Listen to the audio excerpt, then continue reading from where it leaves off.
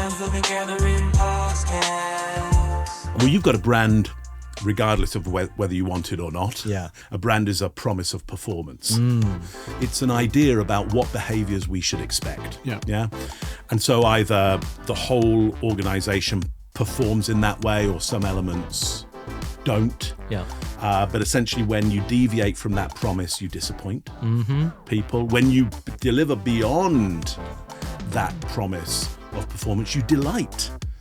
Really great brands have earned forgiveness.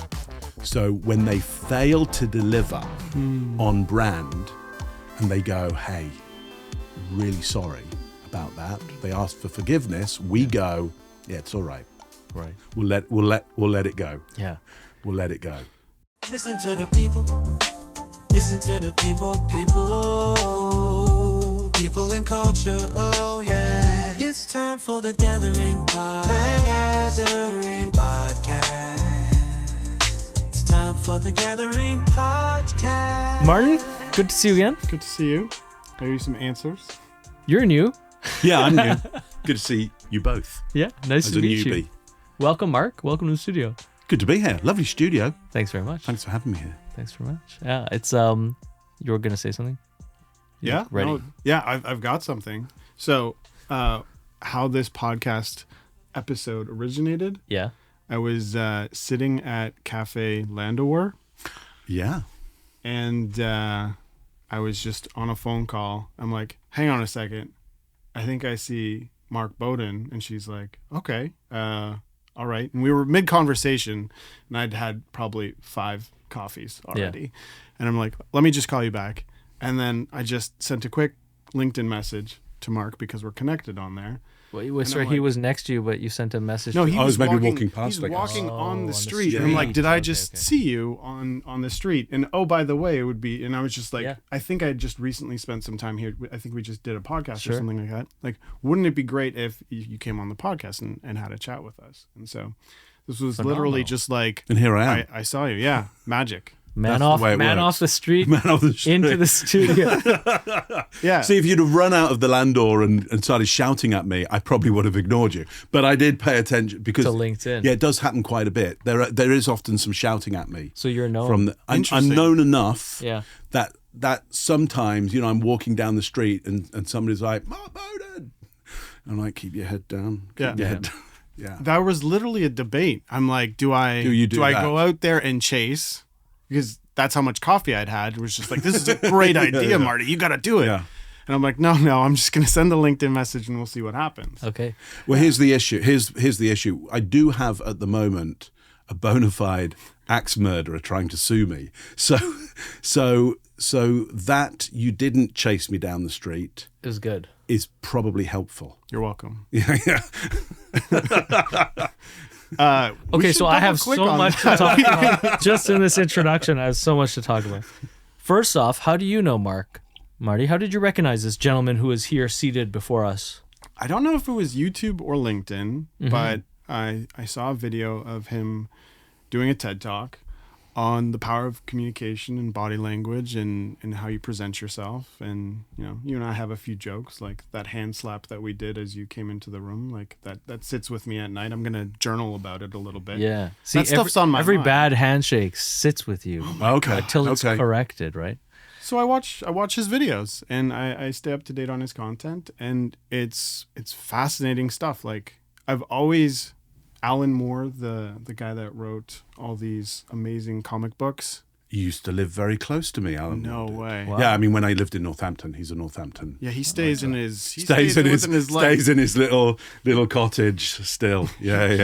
He has this like Yeah. phrase that's always stuck with me, or not even a phrase. It's just like this clip from this YouTube video where he talks about just the power of communication, that, the origin of the word grammar is from grimoire, that, spelling is a spell. And it's just always been fascinating that, like, communication is, you say one thing and then it can lead to 100 different things, but the way you say it, the tone of it, and that's your specialty. And I'd love for you to maybe just kind of help round out my understanding of you and, for the rest of the audience as well. So grammar and spelling.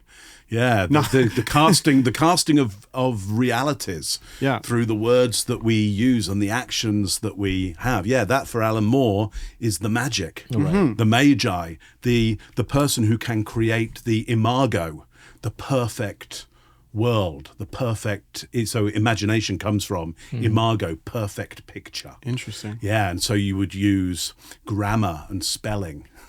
In order to, in somebody's mind, create a perfected image that they would believe to be so real, it would be real for them. I mean, it's an extraordinary thing because the universe happens in your head. Right.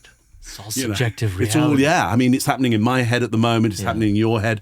The issue comes if what's happening in your head is so different from what's happening in my head that we don't get along. And then you run after the guy. You're now running down the street with a. Yes, I mean wars, in some cases, literally break out because of the misunderstanding, the miscommunication. Yeah, certainly, all people just want to be comfortable and have a good life and enjoy themselves. And yes, power does kind of corrupt people and so on, but it takes a lot of effort to do bad things. Well, it takes for conflict to happen, and this is interesting in terms of culture and how you create culture that won't be in conflict with other cultures, because everybody wants everybody to get on, especially in companies. Sure. Compania, to eat bread together. Right. Around a table. Way. Yeah, that's why you have shares of a company. You have shares of the bread. And so you sit around the table and the bread comes on the table and you go, okay, well, so you brought in this work and I did this and, he did this. And so there's your share and there's your share and there's your share. And now let's eat the bread together and let's have how do you treat the bread? And how do you treat the bread? And actually, I'm a bit annoyed that you got more bread than I, because I thought, based on my value system, based on my evaluation, that the tasks that I did meant that I should have got really your share, but you got that share, right? And the evaluation, the value system doesn't match up. So when we have culture, we run that, I would suggest, on values, beliefs, rituals, customs, goals, concerns, and signals, which is quite a big model. Yeah. But let's stick with the first part of that, values. Values are what we believe are most important. Yeah. So there's what I think, there's lots of stuff in the universe, and there's stuff that I think is most important. And there's stuff that you think is most important. Now, if you think what's most important is what I think is most important, we'll have a very similar value system. Right. And we'll get along. We won't even know we're getting along. Right. It's just like, this is a good guy. Yeah. It's like I give you a task and you're doing it in much the same way as I do it because we hold the same values. To the point where communication doesn't even need to be multilateral. No. If the recognition of that shared value is there. Hence, micro celebrity and the success of, I think, of like YouTuber culture and how very few people own a lot of market share of, this aspirational kind of stuff. We were talking about YouTube before and media, and I see a lot of people honing in on an identity, which is really expressive of a particular value. Yes. Especially when it comes to, aspirational entrepreneurship and all of these sorts of things, or creativeness through the lens of camera buyers who are shopping for cameras. Everyone's, owning their niche to share whatever value it is with their audience.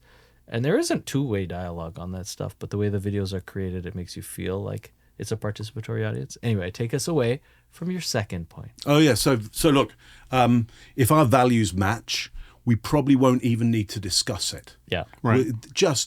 You'll do stuff in the way that I expected stuff to be done. The ideal marriage. Yeah. But when the values don't match and you've got a task to do and you start doing it a certain way and I start going, what the hell is he doing? Right. What's he doing? Yeah. And I come up to you and I go, why are you doing it like that? And you go, because that's the way it should be done. And I'm like, no. Yeah. And so we start having an argument about the way it's being done, but we don't have a conversation about the values. Yes. The values is why you're doing the action, how you're doing it. Yeah. And if I was to understand your values, and I don't need to agree with them, if we're to get along, I just need to accept them and go, oh, I see. So you think X is important. I don't think that's so important. That's okay. I get that you think it's important. I know that you'll get the job done eventually. You're just going to do it via this value system. Totally get it. Love what you're doing. Or I might go, I find it really hard to watch you doing it like that. Yeah. But I understand it. Yeah. So I'll just stay out of this. But the wars happen when I don't investigate the value system. Exactly. If I do, I go, well, you shouldn't, that's not what you should value. Yeah. And you go, well, but I value that. And my grandmother valued that. And the greatest boss I ever had valued that. Yeah. Right. And my country values that. And so if you want to have a go, come on. Yeah. Yeah. And then arguments start. Yeah. So that leads into a really interesting point, because every company has values at a certain point, right? Has values, assumes them, or Assumes establishes them. Yeah. They put them up on the wall. They do That's the sometimes. cliche. Yeah. in the brain. They literally, they Yeah. carve it. Yeah. Yeah. And sometimes they're the ones that they expect we should think they would have, Yeah.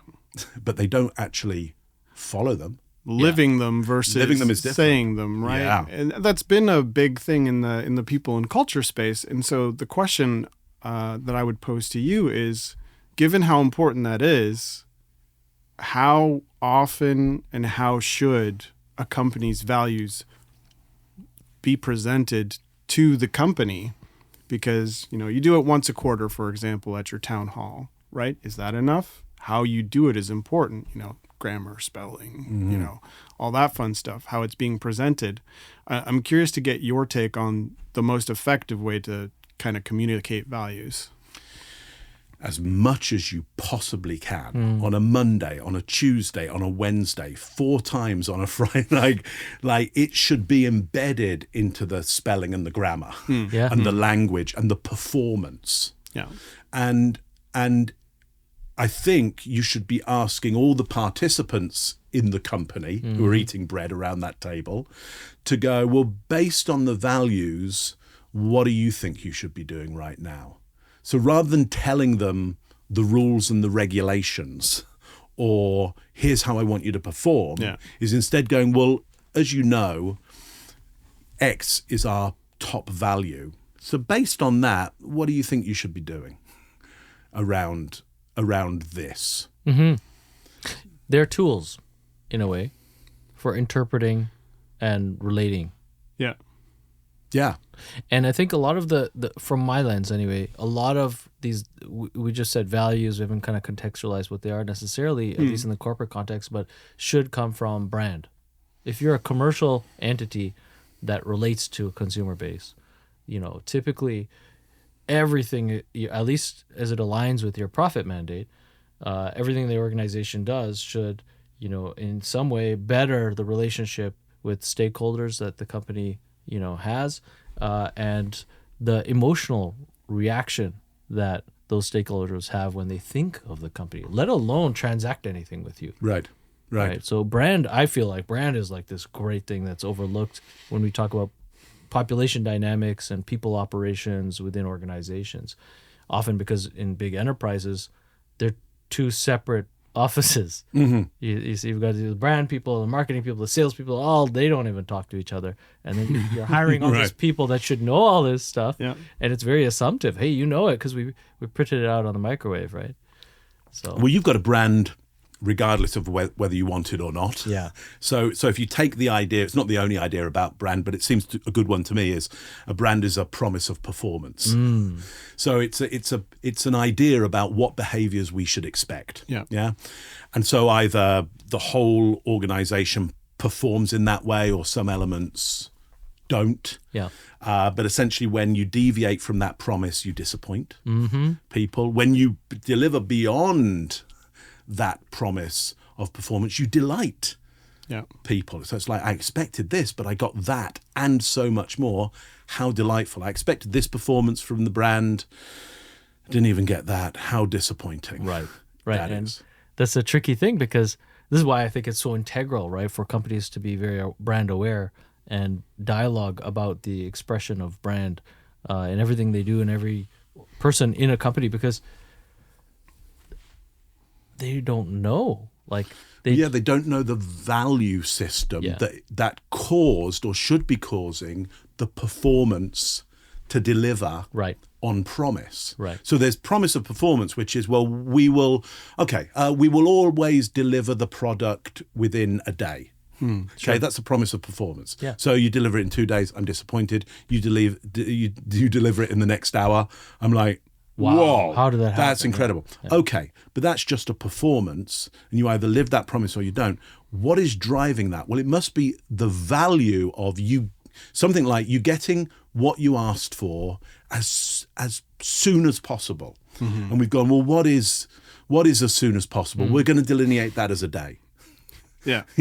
But the value is, so if you don't value getting it as soon as possible, I'm not the brand for you.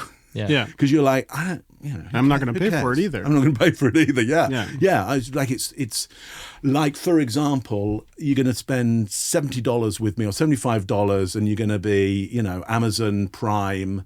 Well, why? Because I really want it now. Yeah. I really want it now. If I don't really want anything now, like Amazon Prime is not anything that you'd ever want to spend $75 or whatever it is. At the same time, if you don't know the importance with which the company maintains your want, like if you don't know the work that's gone into now and facilitating now, and that like the quickness, the willingness to pay is questionable, but also the appreciation of that service, even if it's over and above.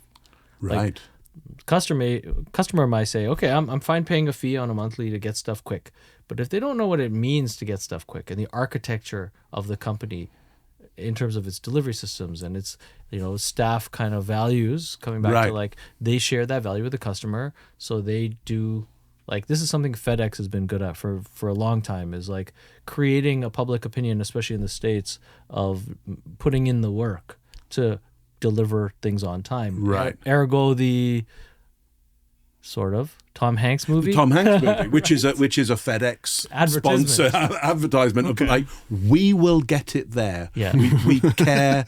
You care so much about this, about what you get, Right. that we will care to the extent that that person who has suffered on an island Yes. will still get it to you. Yeah. It's like, that is off the charts. It is. What interests me about this, the Amazon model, I'm probably not going to get this exactly right, but the spirit of it is probably correct, which is, yes, I care about getting it the next day. Yeah. Amazon care so much that I care about that they don't make a profit on it. They're spending shareholder money on making sure that they're making their money elsewhere. Right.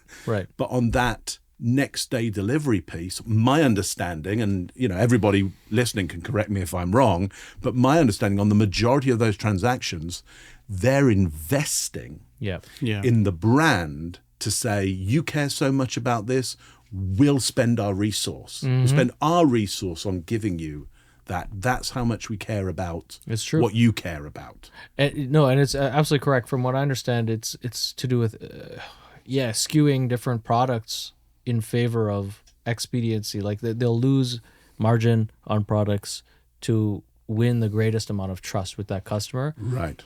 In line with the customer's spending habits, types of purchases, all of this stuff. Right. So it's quite clever, and it's quite complex, I would think, on the service delivery side to like calculate these things.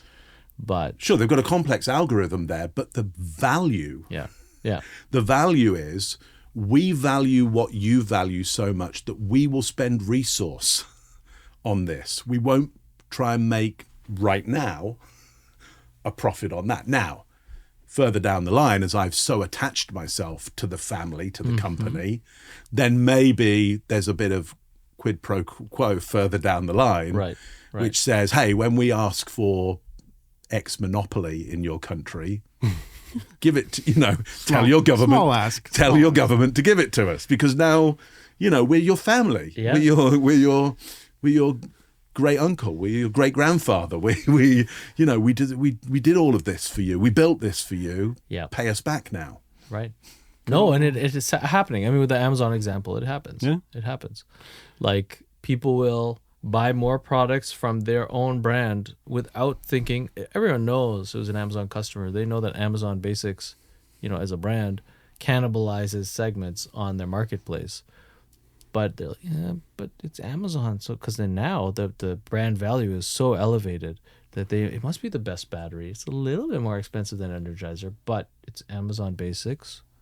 And maybe there's some differentiation that comes on time, comes quicker. But people will put their value for the brand, into trusting its now products. Trust and forgiveness. Yeah. Yeah, and that's really important. Like, that was another great thing about great brands. So great brands are a promise of performance, and they deliver. Really great brands have earned forgiveness. So when they fail to deliver on brand, and they go, hey, really sorry about that, they ask for forgiveness, we go, yeah, it's all right. Right. We'll let it go. Yeah. We'll let it go. That's really interesting because we're talking about the consumer side, right? The customer and the company, but on the same can apply for the base of employees, right? Totally. In the sense that so long as you've been consistent with keeping your promise to the values and living consistently within those values, a CEO or an executive or a department can get forgiveness if a mistake happens. And by nature of being in business, mistakes every day they're gonna happen. Yeah. Of course they're gonna happen. So you said it was interesting because, I mean, for me in my head, values very important. Mission, vision, values, all that fun stuff. That's not foreign to me. It's not foreign to the audience either. But every day, you said Monday, Tuesday, Wednesday, Thursday. In what are probably the most, if that seems steep for, like, to me that seems steep, and I'm in the space, I'm in the profession. Right.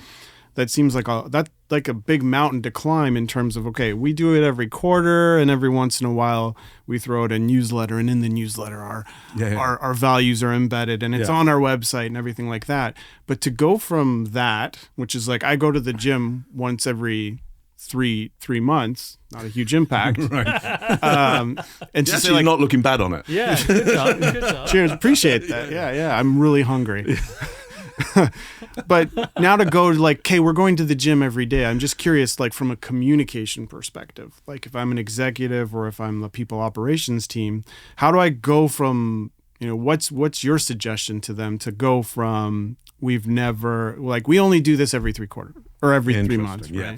So the word microaggressions comes up for me, and I'm not talking about microaggressions, but what would be the micro version of brand moments, of value moments? Let me give you an example of this that I have had recently. As you're talking about fitness and gyms, I go to a gym here in Toronto called Medcan, and it does a full, Yeah, I know those guys. Yeah. Great organization. Yeah. Certainly from my point of view.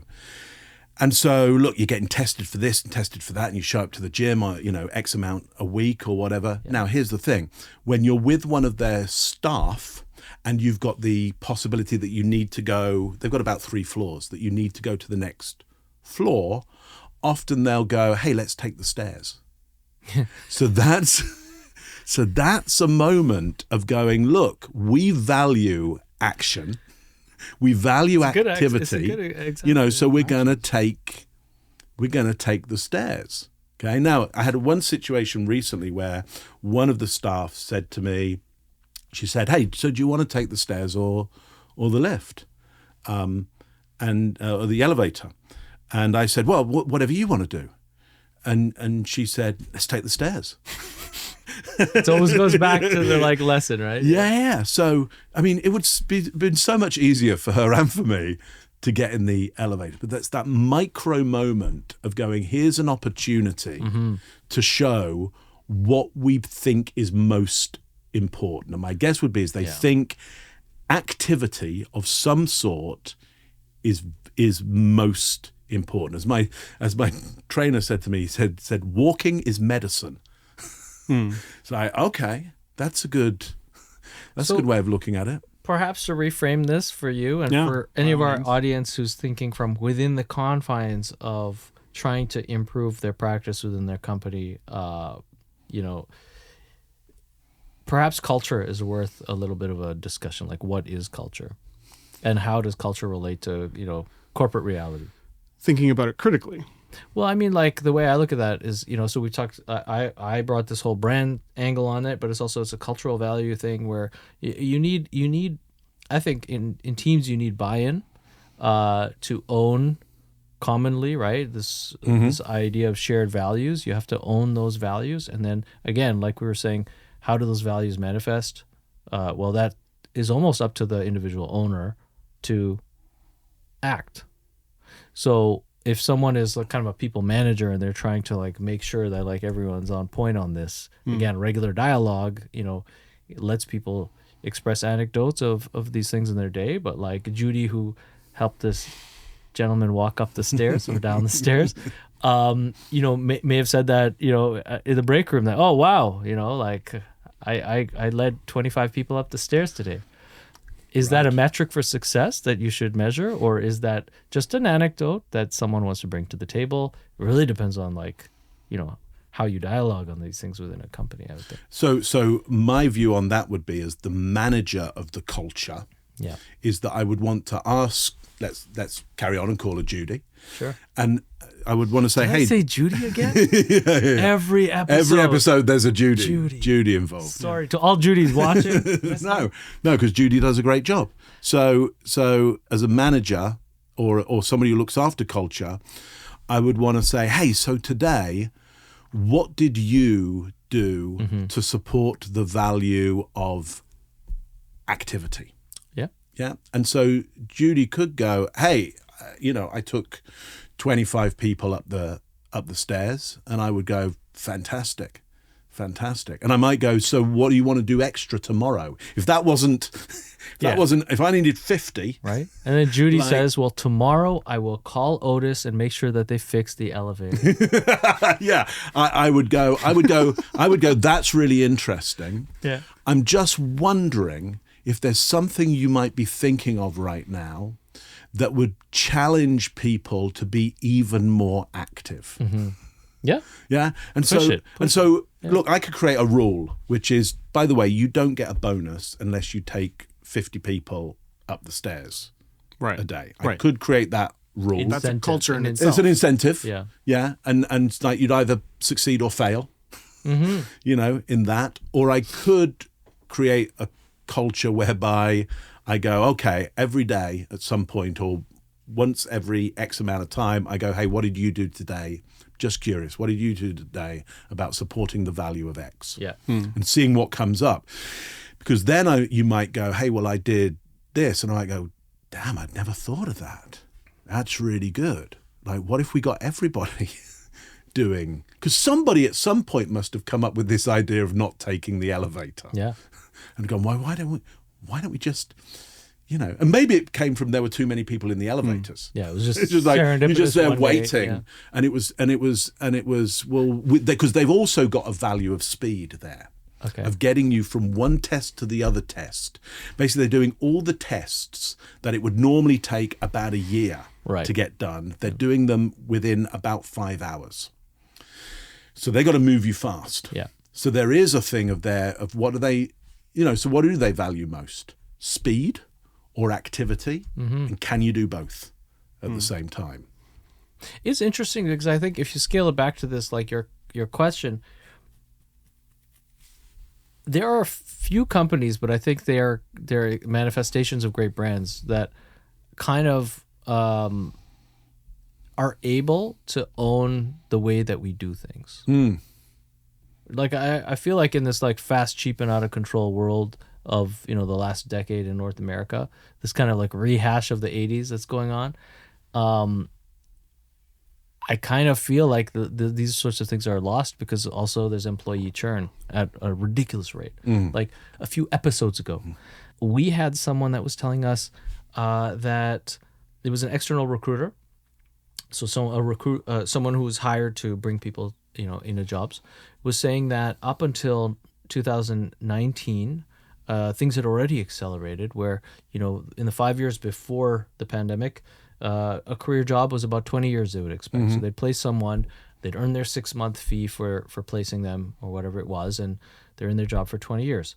It had gone by the time of the pandemic starting, it had gone to 5 years.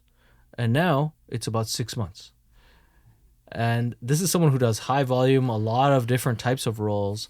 And everyone I talk to that owns either talent attraction or even retention, everyone's dealing with every industry that we're talking about, office workers, at least in Toronto, finding themselves 1 foot out the door.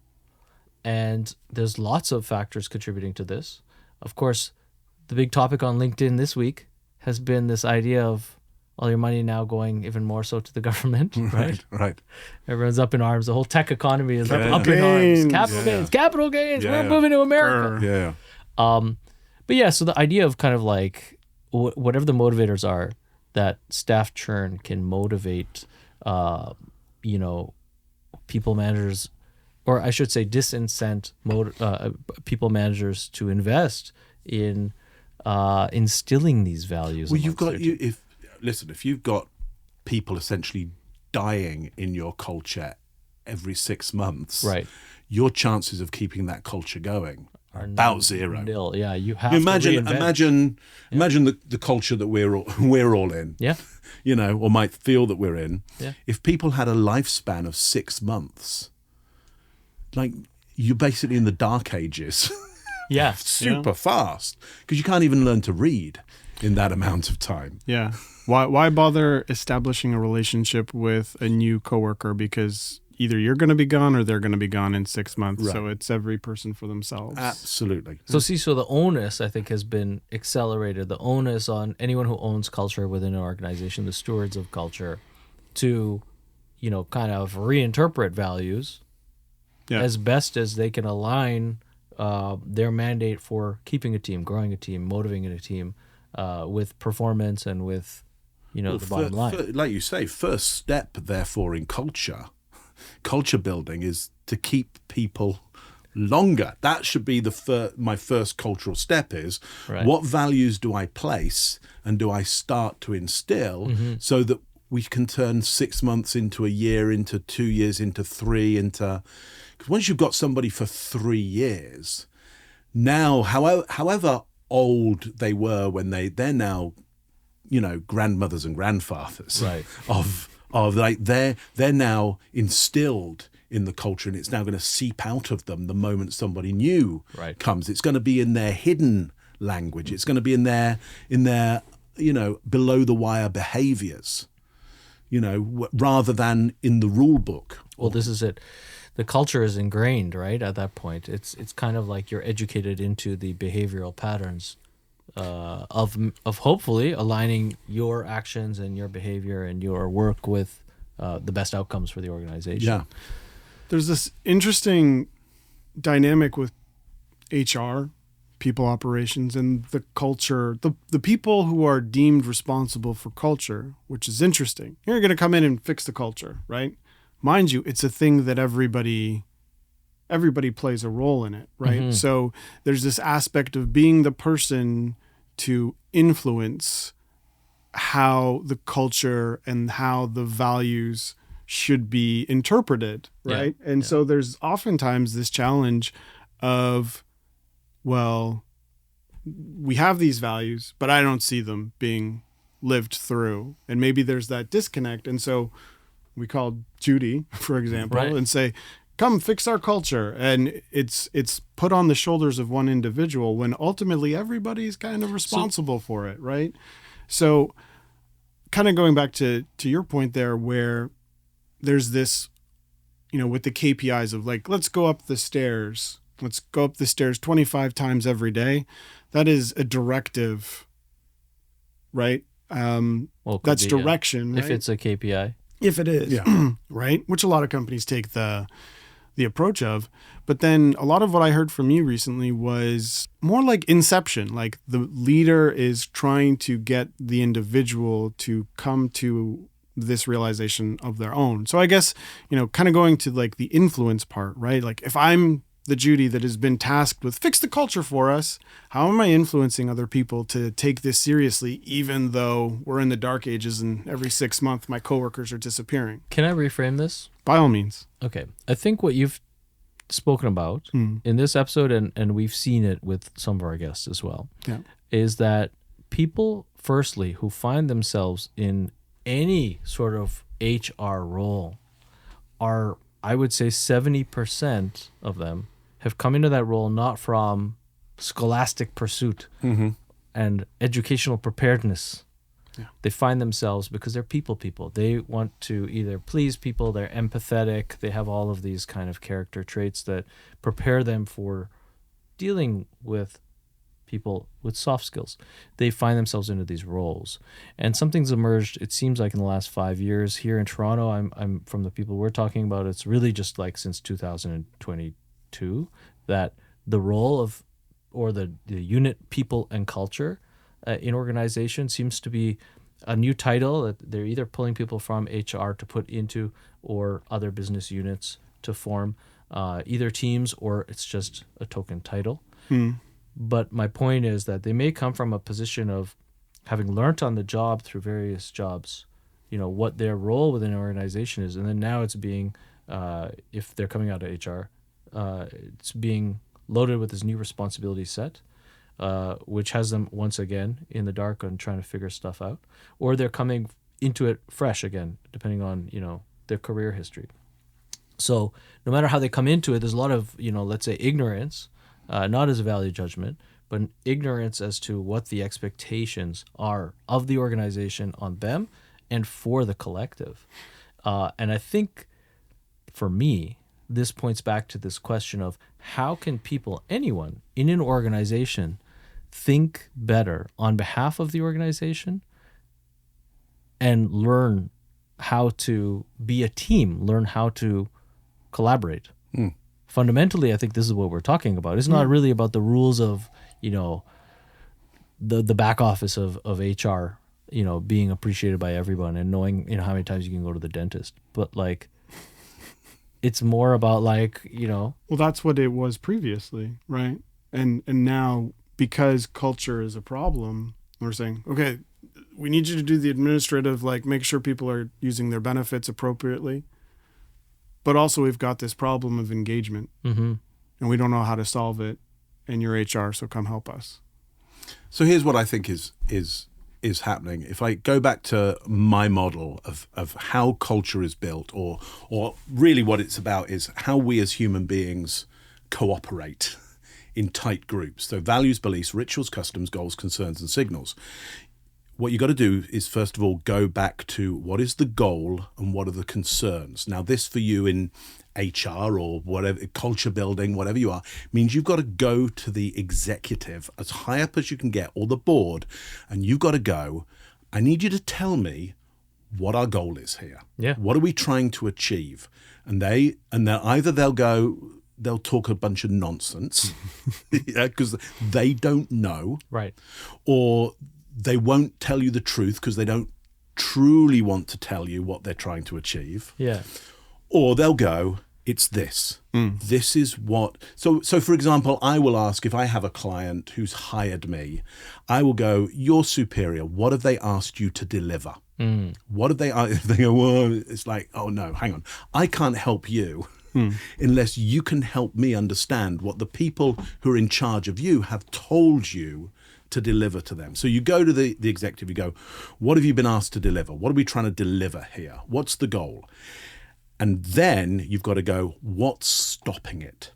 Because if nothing's stopping it, we're all right. We've already got it. We've already got as much of what we've trying to achieve as we can possibly have. I don't even know why I have a job at this point, because we have a well-oiled machine that just runs off its own energy. It's fantastic. It's a free money machine we have here.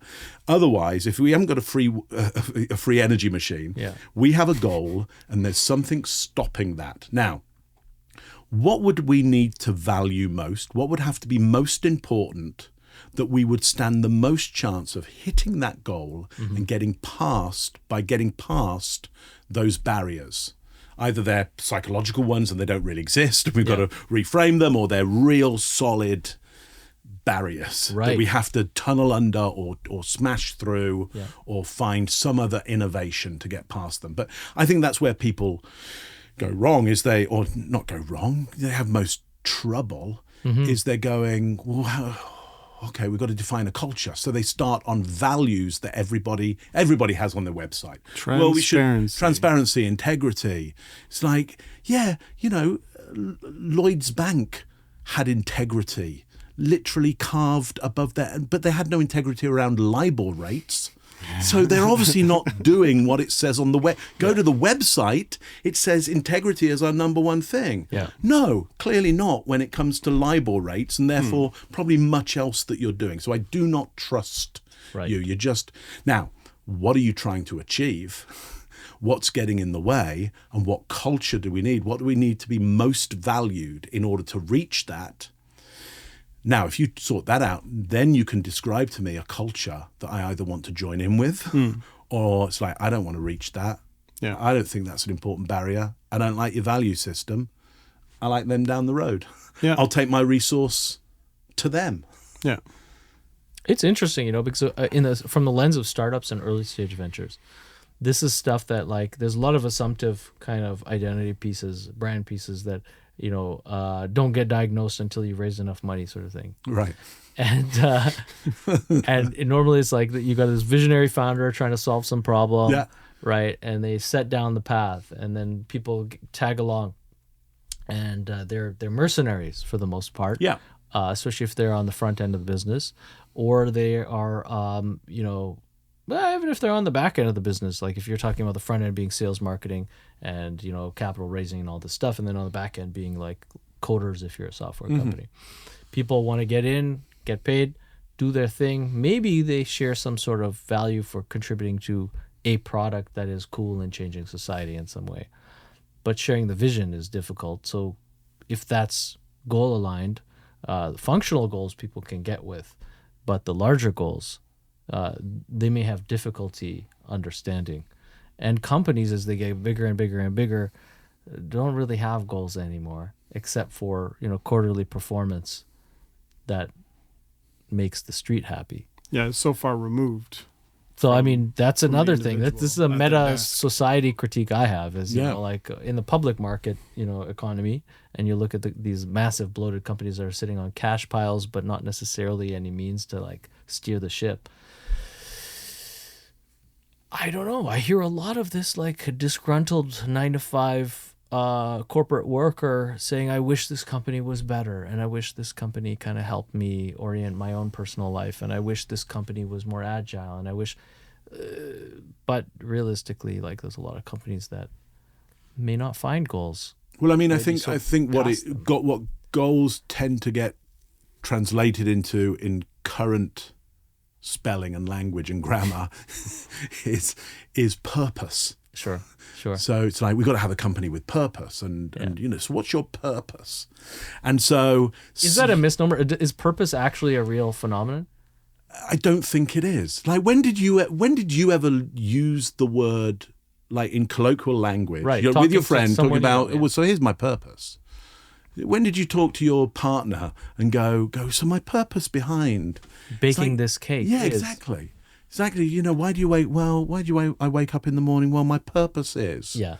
Yes, it's rather like the corporate culture of saying, I've had it with a number of clients going, well, we don't have problems in this company, just opportunities. It's like, but human beings have problems. I love human beings, on a daily basis, I wake up and my brain is already like, well, here's the problem. Yeah. Okay, here's the problem. And I know I can train my brain to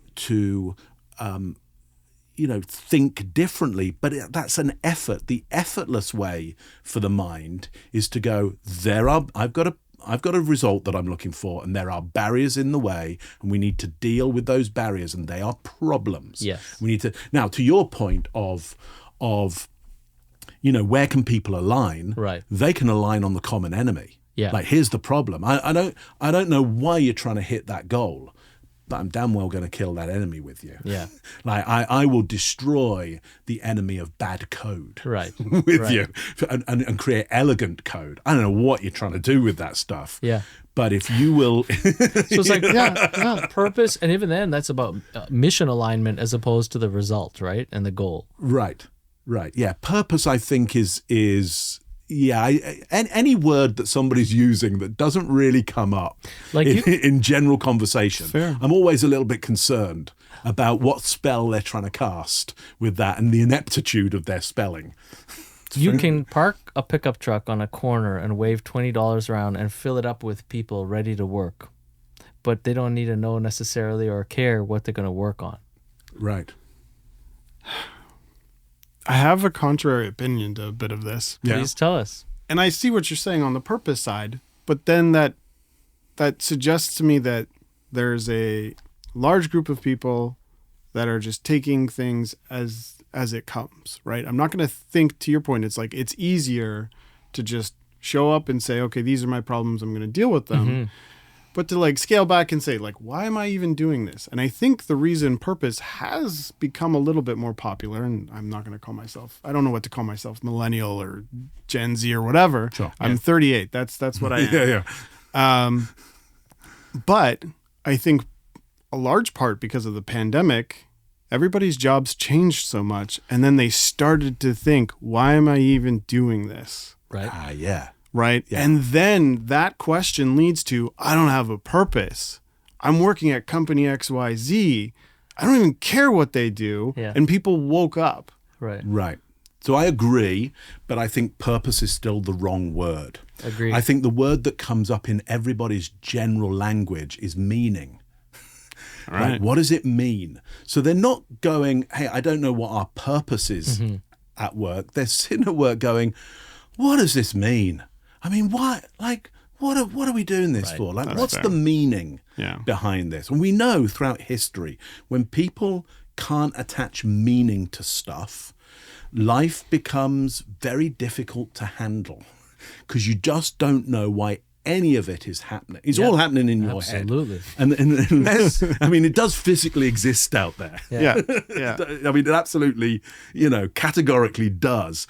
But the categories that we put it into, because of the meaning we ascribe to it, that's very much on our part. And if we're not helping each other See? add some meaning to stuff, then we do have it. Then, you're going to leave in 6 months.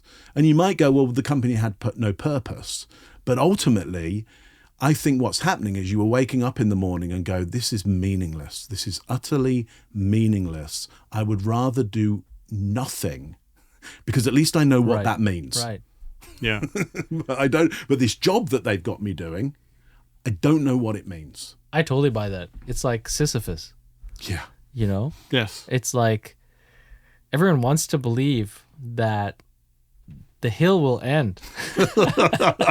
Oh, God. But realistically, they don't know what the rock feels like. Well, to that point, I can't remember. I mean, obviously, I know the image of Sisyphus, and of course, Laurel and Hardy's piano is a great. That black and white film is a great comedy based on that, and the piano just rolling down the hill every time as they push it up. Yeah. But I can't remember in that myth if Sisyphus knows what the goal is. It's like why?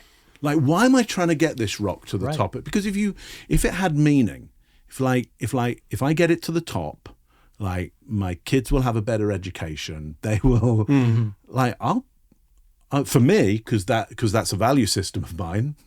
Yeah, and it's not going to be the same for everybody. Sure. But for me, and I would be able to find people like me, we're going to push that rock to the top of the hill, and it will roll down again, and we'll come back. And we won't be upset by it because we're just like, yeah, of course. Of course, you just keep pushing it to the top of the hill. That's what you do. And now I'm going to say something about white-collar work. Mm-hmm. This is the big problem with white-collar work. Or I should say, work that is toilless in terms of challenges that are satisfying to accomplish or conquer. the way I look at it, for the most part, in make work, we have a large amount in this country, definitely, of make work. The majority of work in offices in the Beehive is make work. It's busy work.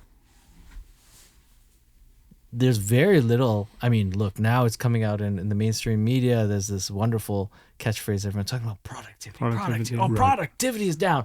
Productivity. Oh my God. You know, as if we're, again, factory workers and there's less, you know, beds being manufactured rolling onto trucks. We're not like, I actually worked in a factory like this where we had a guy in Nairobi whose job was to do this to a piece of metal to turn it into a coil. Yeah. In a mattress factory. So it comes from personal experience. But like, it's a funny thing that like we've kind of assumed, right? And again, it came up in one of our podcasts recently, the misnomer of this like Henry Ford 9-to-5 work week. Everyone is pursuing office work as if it's kind of the same thing as effortful, you know, mission driven, perhaps, physical labor from the industrial era. Well, there's got to be something, I think, in terms of that industrial, let's call it that industrial job, where you, at the end of the day, you can count what you did. Right. Yeah. Like you can tally it. Absolutely. In some way. Yeah. And so it's probably easier to take responsibility around that and go. So people often ask me, hey, if you weren't doing this body language stuff, you know, which we haven't even talked about. I mean, that's incidental.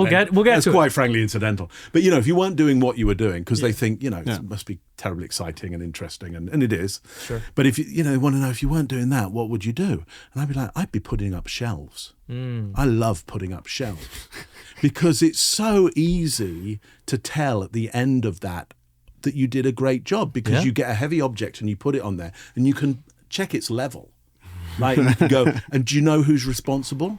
Me. Yeah. It's like, who did that? I did. Yeah. Did you do it all? Yes. Every element of it I did, and that is perfectly straight, and it can hold the thing that you wanted it to hold. Yep. And it's the end of the day, and I've finished it, and it's done.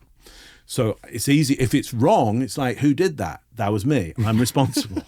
But I will do everything possible to make that thing absolutely perfect. Now, in the job that I have, there's a lot of complexity to it. So it's like, did it work? Well, we'll find out in 6 months' time, when the results come through, or we need to get some verbatim feedback from that audience, and it's like they've already gone, and you're not asking them, what's the one word in their head, right? What's the one action that we've managed to infiltrate their mind with? What's that spell that we've managed to cast over them? So I think there is, back in the day, people used to say, there was that kind of honor in a proper day's work. Absolutely. Absolutely. Honorable work. Honorable labor. Maybe it's an honor, or maybe what it was is you could absolutely tell. There was kind of a dignity of humanity of being able to go, it has some meaning. Look, somebody put a jar on that shelf. Otherwise, the jar would be on the floor and the dog would get the food.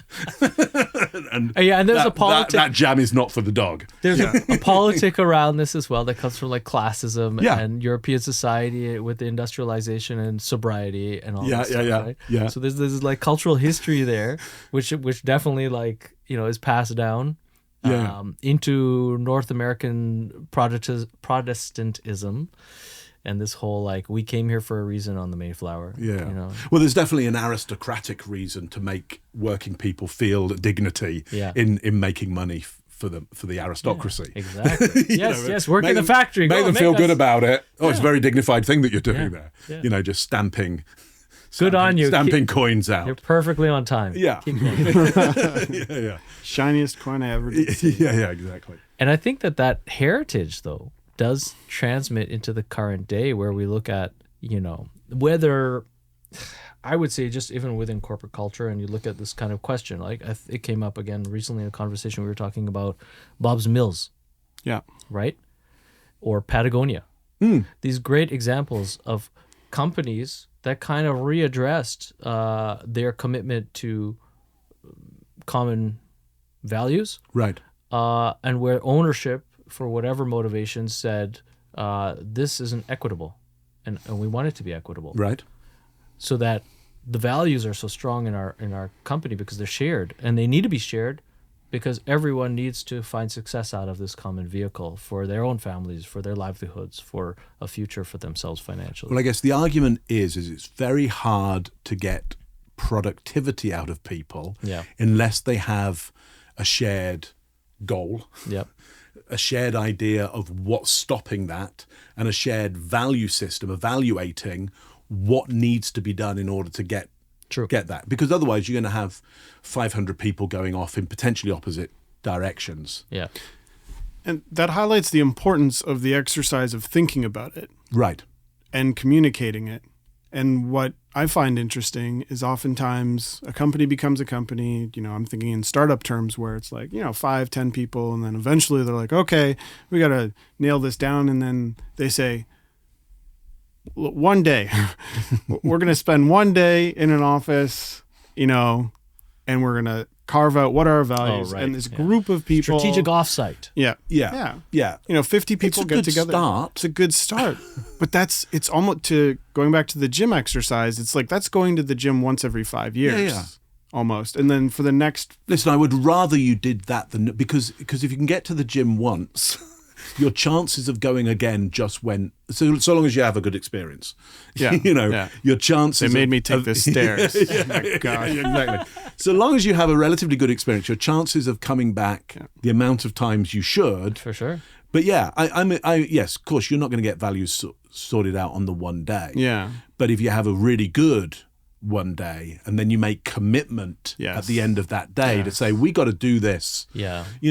We got to visit this for 10 minutes once a week, every week. And what are our little micro moments that we're going to, I don't know quite what there's to call something those, there, but, that we're going to do. I think there's something that we observe every day here, right? At StartWell with, I don't know how many, I don't even know the latest count. Maybe let's call it 15 bookable rooms for different sizes of corporate collaboration sessions. And they get combined into super big sessions with breakout rooms and stuff occasionally. But every day that we have teams meeting here, the thing that I love to hear and the thing that people love to share is laughter. Right. And I find that the commonality of the experience that people have in these offsite experiences and what should be every day in the office if they're going back to an office. Unfortunately, I think a lot of these people that meet in offsites at StartWell have to go back to their basement desk setup in their house. So they really appreciate coming together because it's a rare occasion. But if a corporate team can socialize with each other, and I don't mean it as something abstracted from their work, it has to be integrated in their work. They are working together in a collaborative fashion because they are comfortable with each other. They trust each other and they can communicate with each other. And by being themselves, feel free to express themselves and feel happy. And if their work doesn't just recompense their lifestyle expenses, right, but adds value by making their life fun, right, is an outlet for enjoyment, then I think we're onto something, because that whole factory mindset excluded that from the work. Yeah. It was what you had in the evenings and weekends. Work 9 to 5, 5 days a week, so that you have the 2 days. You are allowed 2 days.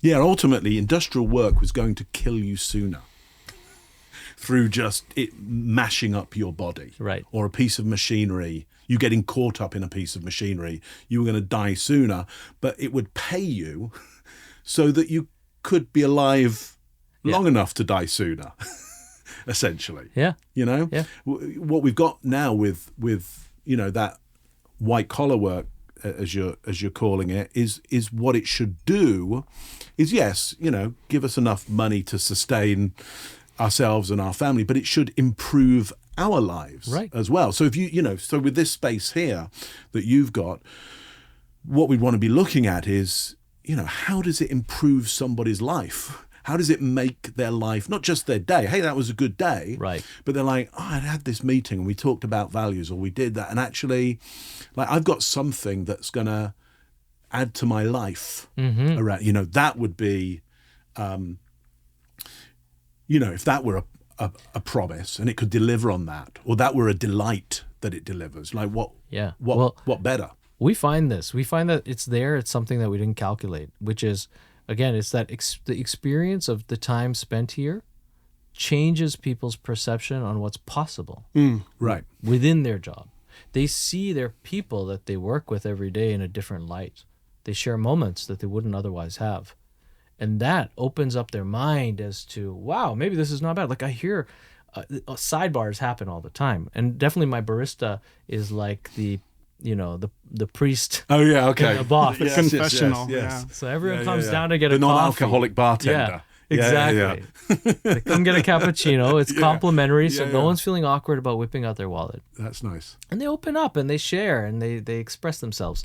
And a lot of it is like, there's like interesting little anecdotes into, I had a lot of apprehension before I came today. I was thinking of quitting. We hear this a lot. We hear this from people. I was thinking of leaving this job, but you know what? I realized these guys are my friends. Well, then that just saved, I know how much you charge, Yeah. but that just saved somebody $40,000, didn't it? Right. Yeah. Minimum. Yeah. to do that replacement. Absolutely. I mean, It's a huge that's value. extraordinary. You know what strikes me, and we were talking about this as we were kind of going around showing me around the building here, Yeah. and that idea of collaboration, but that idea of opening up people's minds, opportunity. Right. The space here, the building, is not like a corporate building.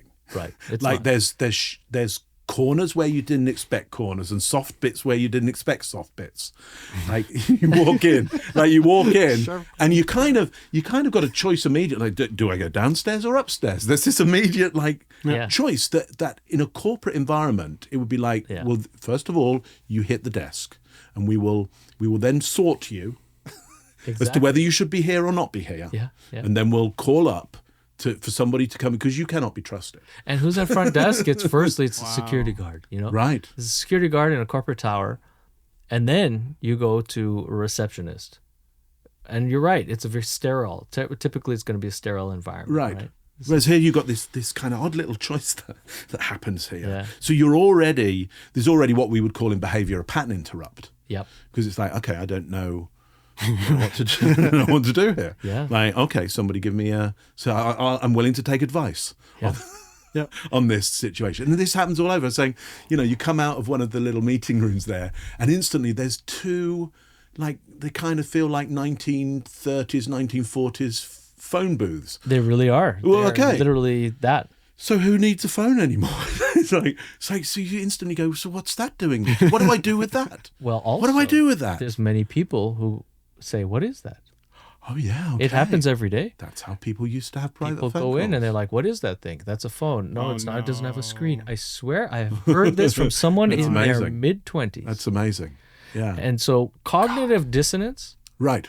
is an integral part, I think, in priming absolutely people to reset expectations and realize that there's a difference between, this world and this world. Everyone's in their head, carrying around assumptions, carrying around patterns of behavior, carrying around the regular neural pathways that fire Absolutely. a million times a day. When this building is full of lots of nice little micro moments that are going to throw, in a very unaggressive way, Very casual. throw that brain out of its usual patterns. Right. Oh, and here's the point I wanted to make as well: is you were talking about people laughing together. And I heard earlier when we were having a chat, I could hear people stamping. Oh, upstairs. Stamping. Team We can't building. hear it here because we're in a soundproof. That's the King's Trust. Okay. The King's Trust is on the third floor. Interesting. Interesting. So when people laugh, number one, when people laugh together, it means that they must have seen the world in the same way. Interesting. Okay? So they must have held some of the same views or values or evaluation of the way the world is. Because what laughter does is to release built-up tension. So it means everybody's built up tension around the same viewpoint. Yeah. And then a word or an event or something has happened to release that tension. Yeah. It means everybody must be holding the same tension, and the same word or phrase or idea or picture or image has released that tension. So the moment you all laugh together, you suddenly go, oh, we're living in the same world under the same value system. It's immediately bonding. And it's not like when people feel sorrow together, because that's designed not to be so visible. Because that's a difficult one. You know, if you're in deep sorrow, it's for you to show that to everybody Right. would put you under a lot of risk, because you don't know what I'm going to do with that. Right. Laughter's one of those things where, like, we tell everybody, like, I found that funny, and oh, you found that, and oh, we all find that funny. Oh, so what? Even Judy in Judy doesn't laugh at even Judy in coding, like Judy finds that funny. Whoa, like, I gotta have a chat with Judy. She actually finds it more funny than anybody else. Yeah, we have stuff in common. We have stuff in common. Yeah. Like those, you know, and that's often what's so tricky about cultures that will dehumorize. Yeah, I like that word. Dehumorize the environment is like, you just shut off an avenue for connection. Now, there's risk with humor. Humor comes from the medieval idea of the four humors. And it was the old medieval doctor's system. You've got four liquids in your body, and they need balancing in some way. And one of the ways that the doctor could balance them, whether they could drill holes in your head called trepanning and let off steam in that way, or they'd put leeches on you and they'd suck out blood, or they'd actually cut you and the blood would, or they'd get you to cough and the phlegm would, because there were these four liquids. Right. One of the techniques as well for the humorist was comedy. What a cunning humorist he is. Yeah. He's cutting everyone up. yeah. Or the humorist would go, today, my lord, I shall not cut you, but I shall cut you with my wit. So yeah, would say something witty, would turn one thing that you recognized into another thing that you recognized, and you'd laugh, and maybe everybody would laugh with you, and you'd suddenly go, man, I'm ruling this thing, but I'm not alone. They're laughing, and they've truly laughed. They weren't laughing just because I laughed.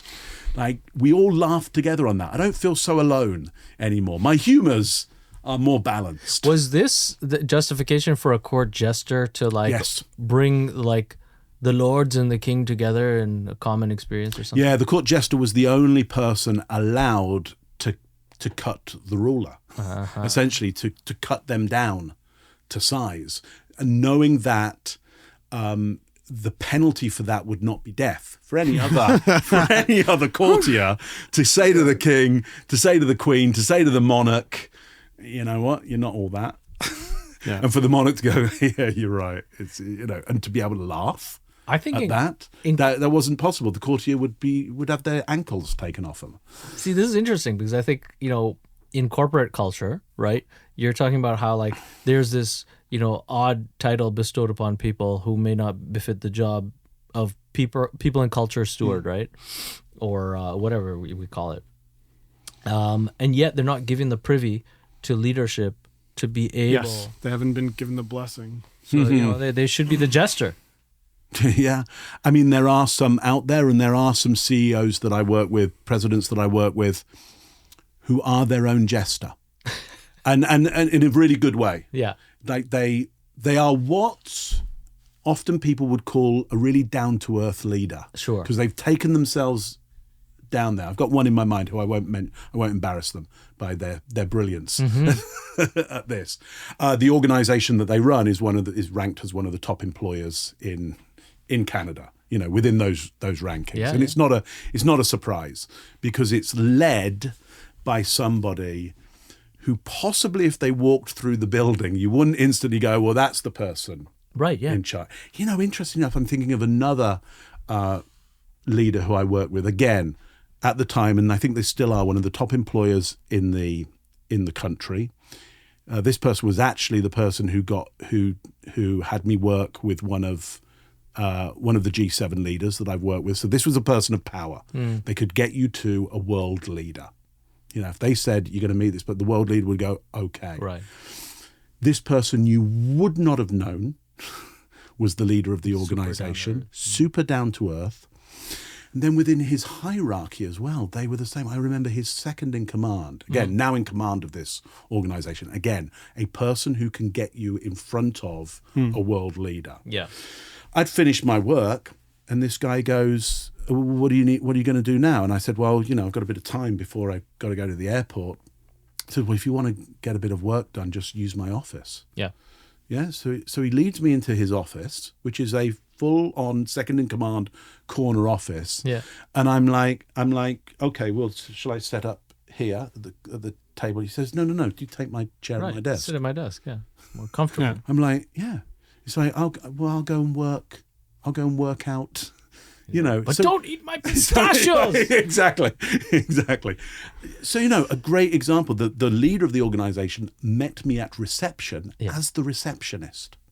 Oh, just throw you Now, I mean, there's an element there that there was probably some intel going on because I'd never met him before. It's probably before the days of LinkedIn that I'm going to be able to go, I know who you are and what you look like. Yeah. Yeah. So there's maybe a bit of intel there, and I get that. And he says, well, I say, I'm here for person X. He doesn't say that's me. But see, he says, well, what can I get you can I get you a drink? And I'm like, oh yeah, that'd be lovely. Cup of tea, please. So he goes and makes a cup of tea. Isn't there a huge note here to kind of take a step back, the million-mile view of kind of organizations in human society, and look at how wonderful the potentiality of organizations are when people are aligned. We've been talking from this perspective of kind of lack and loss and what should be, what isn't. And it's so dreary, right? But the truth is that if people are aligned and they have common mission and values and culture, and there shouldn't be that stigma of hierarchy that kind of controls make work. It's true. It's true. I have to say I can name a lot of companies that I've worked with who are aligned, who do that very well, who still do it today. They don't seem to be victims of we lose people every 6 months. Right. And if you look at their behaviors, you do see leadership that are down to earth. Yep.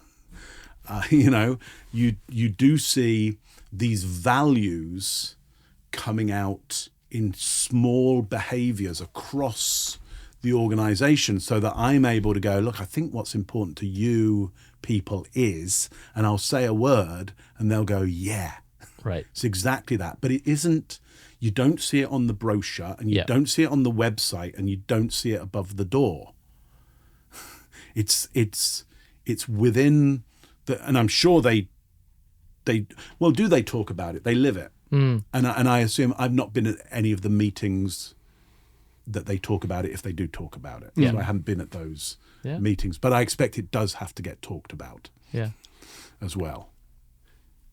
Wanted to double click on the laughter piece for a second. I've joked with myself, classic Marty. I love double click. I love saying that out loud. I'm going to use that more often. Let's double click on it. I'm going to steal Judy. You can steal double click. Laughter. So I've sort of joked with myself about laughter per hour as a metric, the ultimate metric for happiness or enjoyment. That is the authentic signal to the world that I'm having a good time.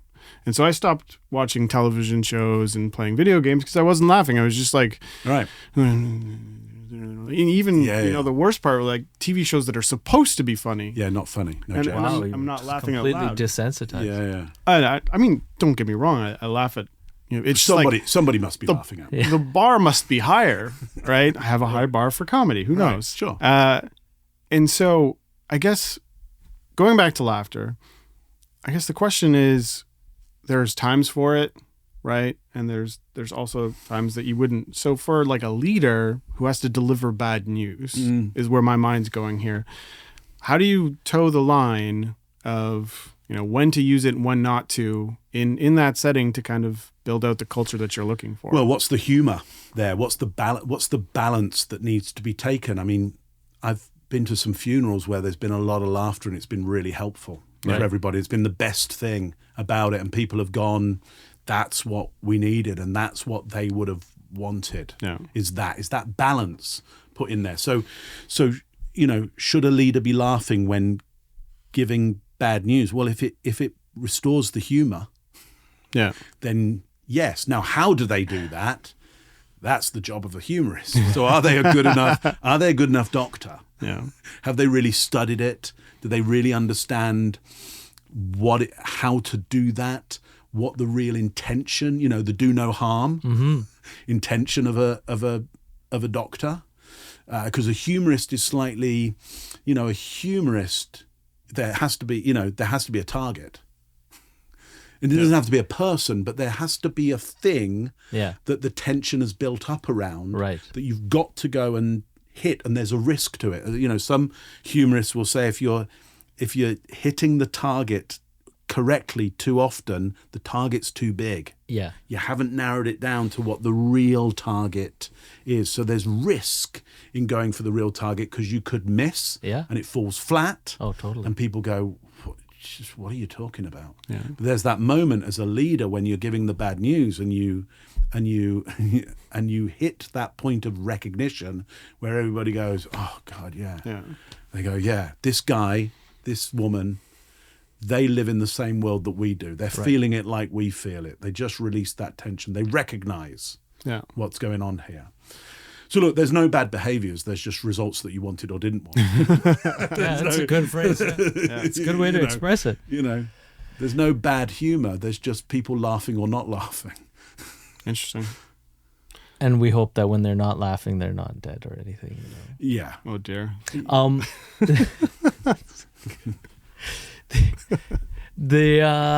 Okay, so I know we spent this whole conversation not talking about your work.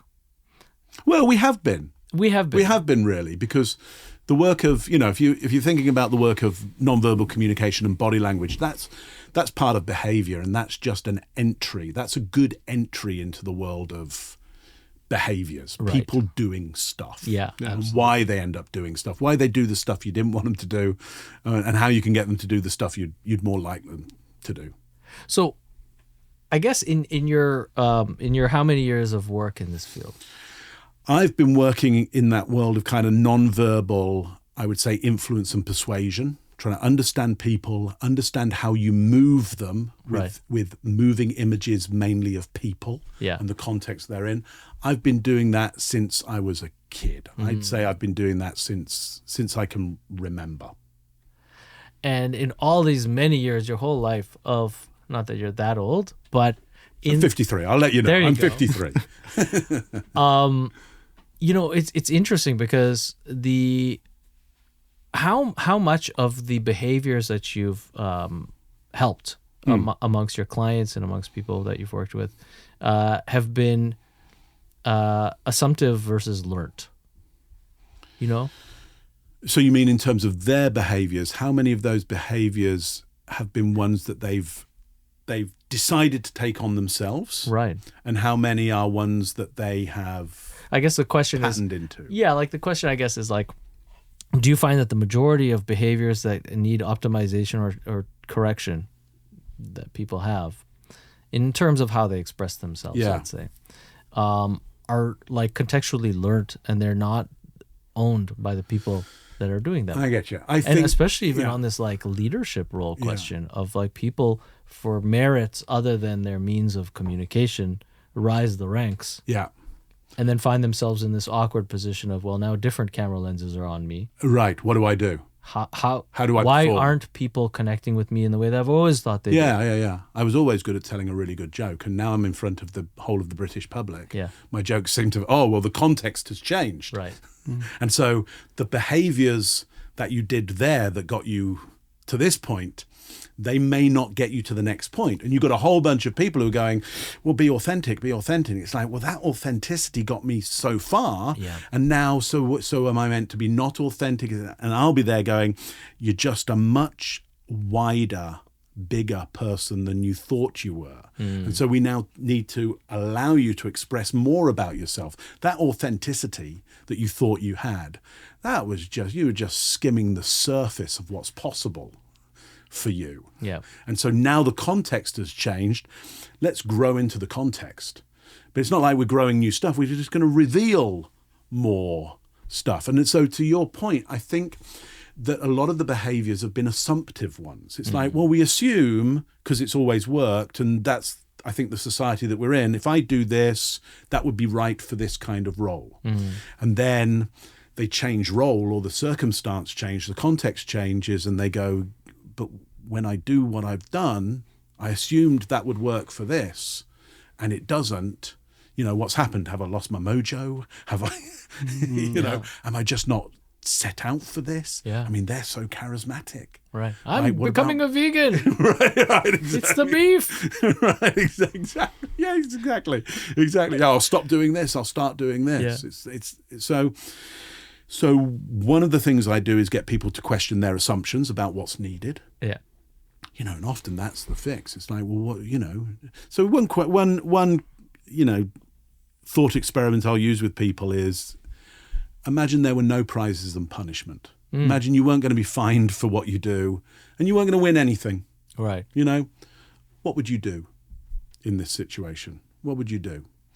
And it's usually the punishment thing that they've gone, okay, so they've started suppressing themselves. And they'll go, well, I mean, I'd just do this. I'd just do whatever. And you go, well, that sounds great. Yeah. I mean, why not? And then they'll go, but you can't do that. And I go, well, I could. So are you saying you like physically or mentally can't do it? You have some kind of impairment to doing it? I mean, you imagined it being done. Right. So you know that it's possible for a human being to do it, else how would you have imagined it? Yeah. What you haven't seen is yourself do it. Maybe you've never seen anybody do it. Yeah. But I bet people have done it. You just haven't seen them do it. And I'm telling you right now, if I thought I could get the result that I needed by doing that, I would do that and pay the penalty for doing it. So it sounds like there's a penalty to you doing this, or you believe there's a penalty. So which one is it? Do you believe there's a penalty? Is there a real penalty? And then they'll either go, oh yeah, actually there is a penalty. You go, okay, well, what's it cost? You know, what's the cost? Well, what's the fine for doing this? And then they'll go, well, the fine is that, you know, these people will say this about me, and these people won't like it. It's like, okay, so I get that. So what's the prize? So now let's weigh the penalty against the prize and go, do you want to pay? Is there a profit? Who gets the profit? Is it profit to the right people if you do this? Because, you know, for example, if you're a world leader, it's like you kind of said, I'll serve you. Exactly. So they want serving, which means it will cost you.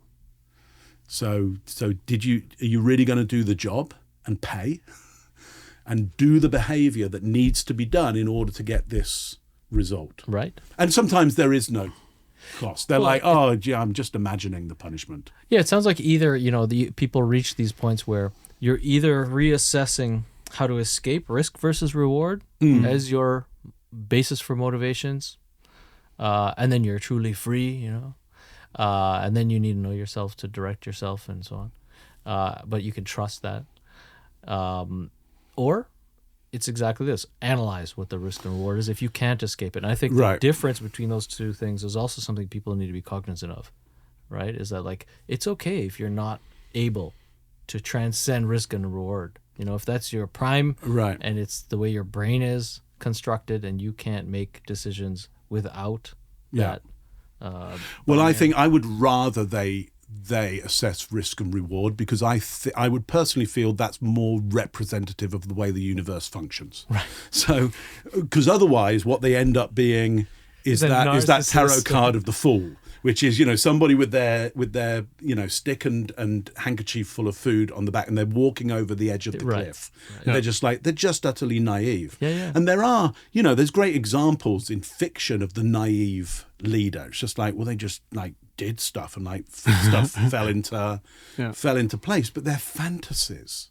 They're just fantastical ideas of, wouldn't it be great if you could just be naive and still run everything perfectly and the universe would just fall into place. It's a beautiful card that you can play of going, what if the universe were like this? But it isn't.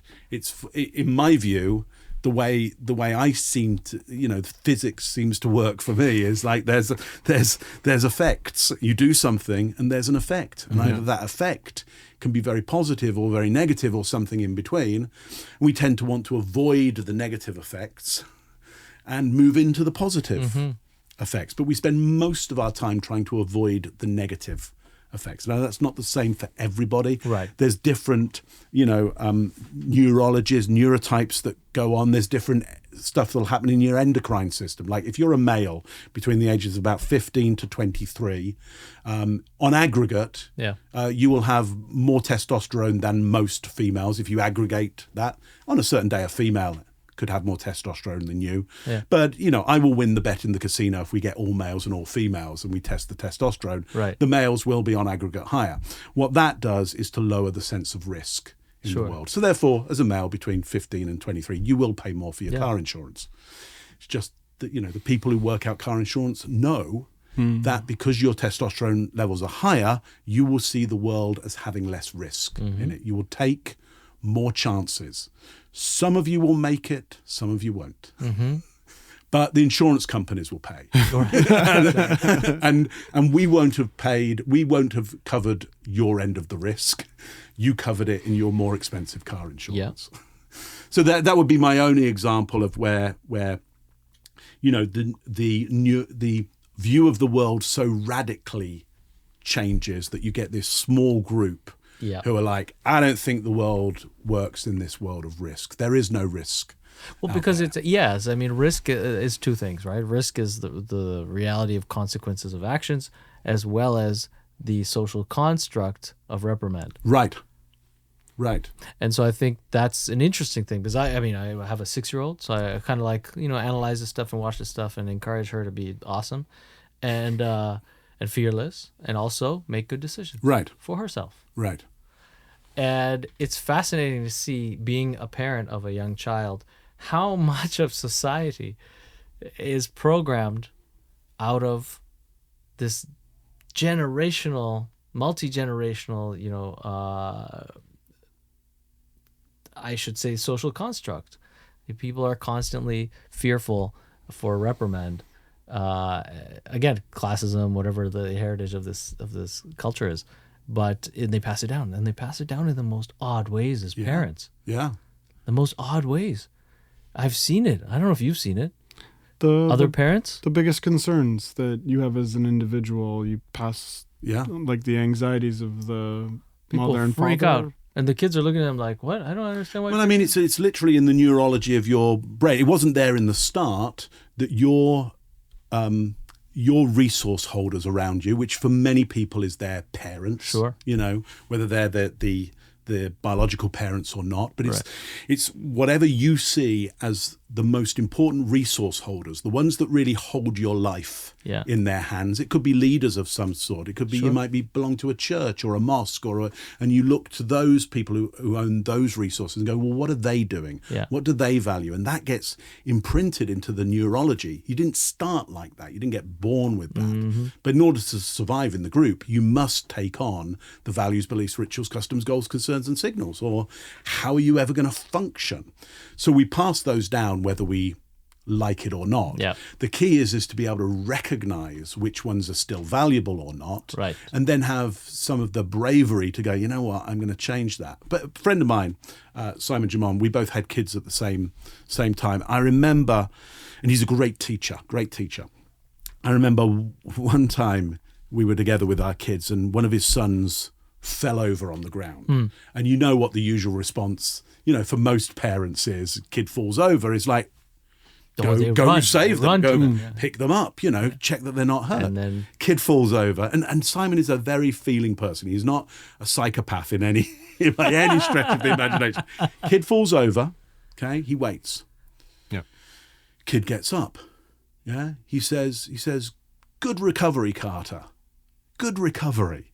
So he praises the recovery of it. Again, enforces the idea, the value of recovering. Right. Not the value of the falling over and the hurt. Yeah. Which now... Yeah, it's happened, it's past. It's past, and here's what you did, which I'm going to evaluate and put on high rank Yeah. is the idea of the recovery from that and the getting up from that. It's a bit Rocky, isn't it? What is it the Rocky says? It's not how many punches you take. It's like how many you times get you up get up. afterwards Yeah. or something. Yeah. Oh, no, it's Something true. Something like that. It's an interesting.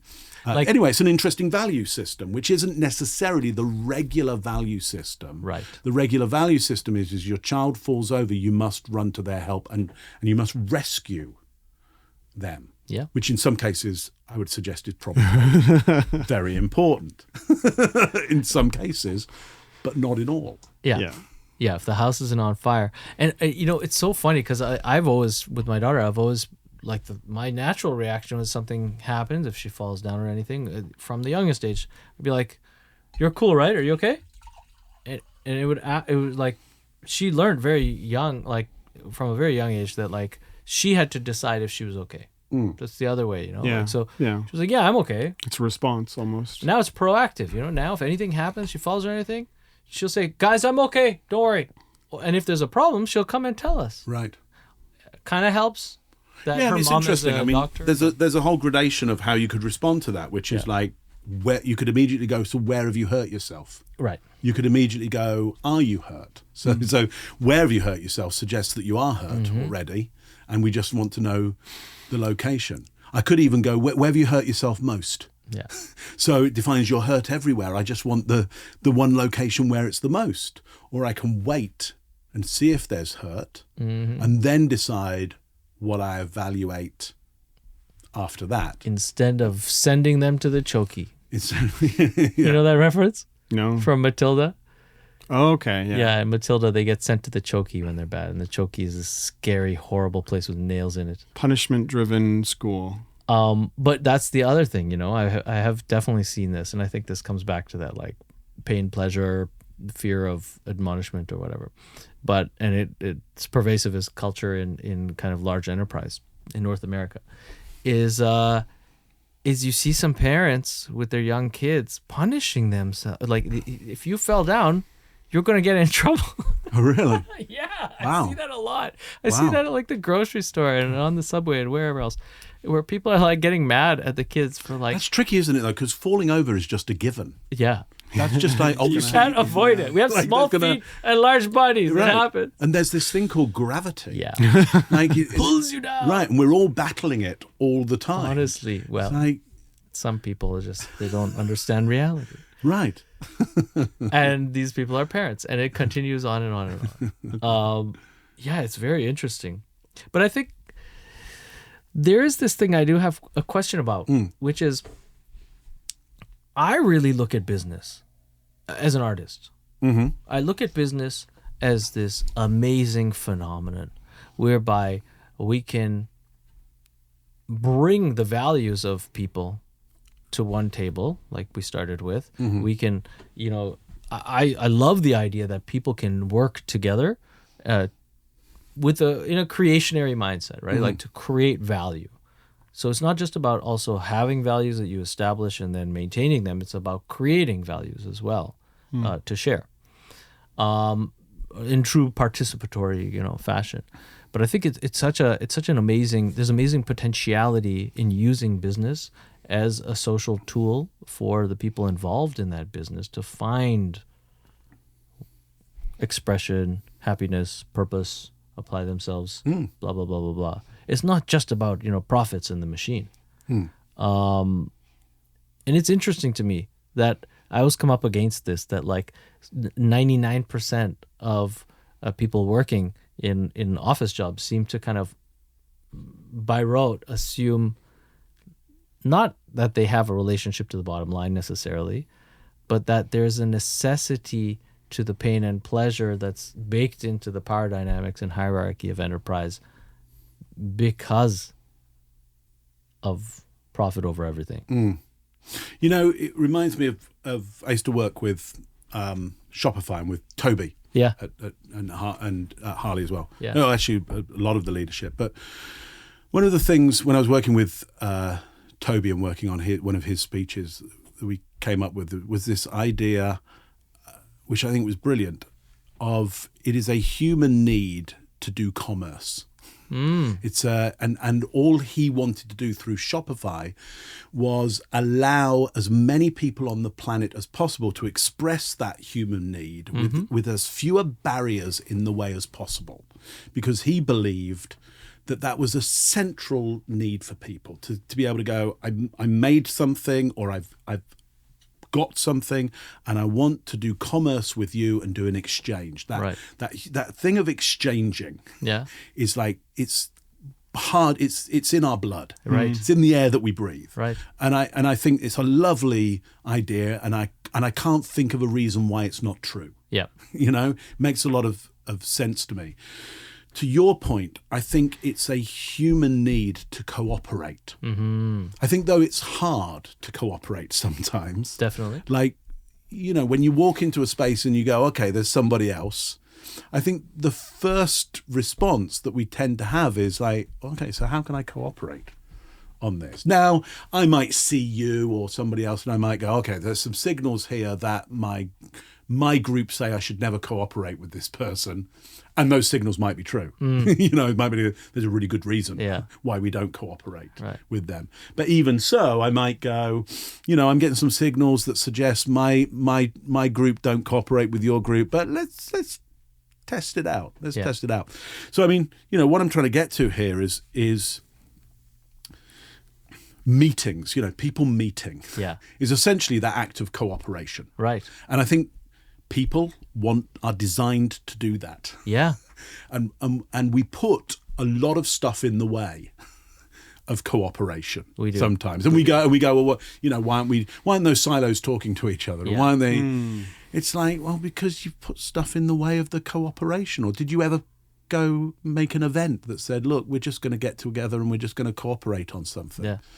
You know, because people look at all that kind of, sometimes that kind of Lego building stuff and go, what's that going to do with the business? Yeah. It's like, you're just going to be cooperating with each other for a bit. Yeah. You need to learn how to do that. Yeah, you need to just enjoy, get back to that thing of a moment of cooperation. Right.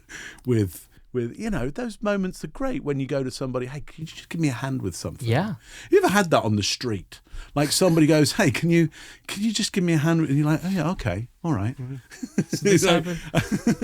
Help someone. And it's not nefarious. Yeah. It's like you're not robbing a bank with them. It's just like, I need, you know, can you help me get this into my vehicle or whatever. Or helping people without that cue of being asked, right? Right. And like the other day, we were sitting, it was my wife, my daughter, and I sitting on a bench on College Street, and there was a chap who was blind with a white stick walking down the sidewalk, and you know, he kind of paused outside of a coffee shop, right, that we were sitting at, and I was like, I think you want a coffee, and he said, yes, I'm not sure, you know, I feel like a break before going home. And you're right. I think I would like a coffee, because I could tell that he paused. I wasn't focused on his blindness. I was focused on the fact that. So I just engaged him in conversation. Yeah. And then he said, "Yeah, you know what? I'm gonna have a cappuccino." So I stepped and I opened the door for him, and he thanked me for opening the door because he didn't expect that. And then he went in, and then you know my daughter was looking at me the whole time, and she was like, "How did you know he was blind?" And I was like, "You know, I didn't even think about it. It didn't even matter." Nice. Like I just opened the door for someone who wanted, and I engaged someone because they seemed like they wanted a coffee. But again, that was a great experience because it's kind of part of my everyday. It's who I am. I do that stuff all the time. But I don't think anyone's opened the door for me in a long time. I think you can handle your own doors. But maybe they've opened in different more ways. Metaphorical doors. Exactly. Well, it feels like that having a conversation with you, and it's been a pleasure. It's been great about fun. all this It's been stuff, great you know? fun. Thanks for cooperating with me Right. on this particular conversation.